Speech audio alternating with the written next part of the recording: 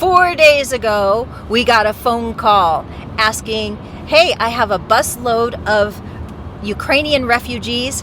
Can you take some into your house? So now we have 2 families, my partner and I. This is York Designier. Hello. And myself. I'm Katrina, and we are owned by love.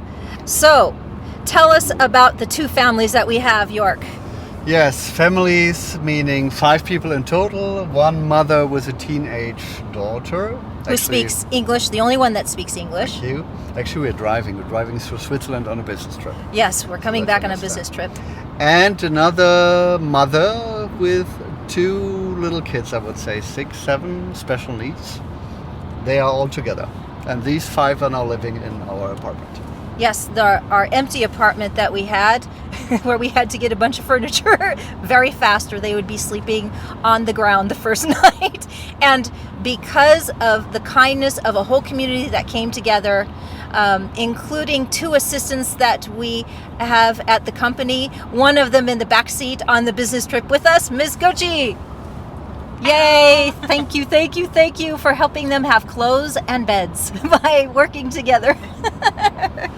And we have another assistant named Leia who helped us out. And we also have, because we had to go on a business trip, we actually have to continue to make money and do what we need to do. We also have a couple in the apartments that we live in that we haven't talked to a lot until now, right? It's true. These are people that are living there 5 years. We know them, we greet each other. But now there was an emergency because we had to leave to go to Switzerland, and we needed to find someone who could take care of the people staying in our apartment after only 2 days being in Germany and not knowing the language and all that. So we found this elderly couple who we knew speaks English, and we just met them and asked them, could you please help? And they just jumped in and say, yes, we do. And now we have new friends. And now we have a whole community, including our Ukrainian brothers, or actually no brothers, only sisters, only those that are women. Because... Yes, maybe you know that already. Every male between the age of 18 and 60 is not allowed to leave the country of Ukraine right now because they have to fight the war. So the husbands of these 2 families are obviously still in Ukraine. Yeah, and so this is very much a weight on them because they don't know what's going to happen to their husbands and fathers. And so it's a very serious situation. This is the easy part, although we have worked really hard. It's been a lot of hours and running very fast before stores close and helping get SIM cards so they can actually talk to their males back in Ukraine and get integrated into Germany. This is the easy part. The hard part comes in when the weeks go by that they still need the help. And that is when I've been through these situations many times on helping people in urgent situations. That is when you start growing in 1 Corinthians chapter 13 in the aspects of love. Like love is patient. Everybody always says, oh, I don't have patience, I should grow in patience. Well, situations like this is how you grow up spiritually. So, but it is an absolute blessing, and because we do grow up spiritually, it's a gift to us.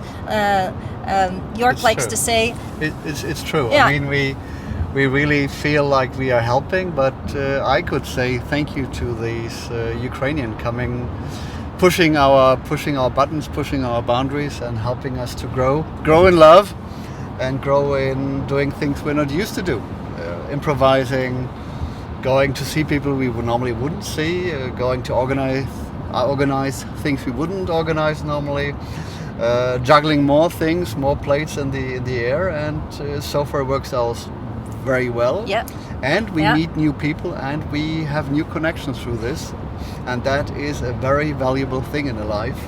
So I have to say, and I want to say, it's not only they say thank you to us. Yes. But this is not the important thing. We can say thank you for allowing us to grow in our lives. Yes, and for making our community stronger. Even the lady where I bought the beds from, very last minute, she heard what was going on and she threw in 2 bed sheets for free because she heard, and she asked us to come back with the mother with the 2 young children who are special needs to play with her grandchildren. So this is pulling people together, and I just give a thank you to all the community, all the people that pulled together from their heart. Miss Gochi in the back seat, and Leia, and Sylvester, and Inga, and the lady at the store that I don't know her name. And the two ladies, the mother with the teenage daughter, yes, who are actually helping the teenage. They are both refugees, obviously. They're refugees but themselves. They are themselves now caring for that very poor woman with these two handicapped children. They're helping now. Yes, and so it's very hard. People in need helping people. It is. Everyone is pitching in. So it's a beautiful, beautiful story of what's happening here. And, with time, we all like to look away many times when things like this happen because we feel like we can't make a difference or it's far away in another country, not near us. I want to say, praying really, really, I'm telling you, the only thing you have to do is pray even for a second for these people, and it makes a huge difference. Don't feel guilty if you can give nothing more than prayer, because prayer is better than any gold.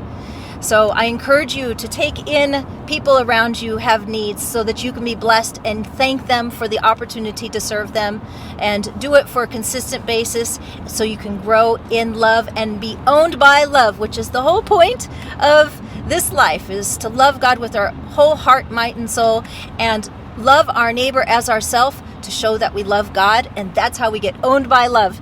Thank you for coming on this ride, on this update, and I put in the link to the first video in the description below. Feel free to subscribe so you know when I have another update up. So I bless you all, and I wish you peace and safety.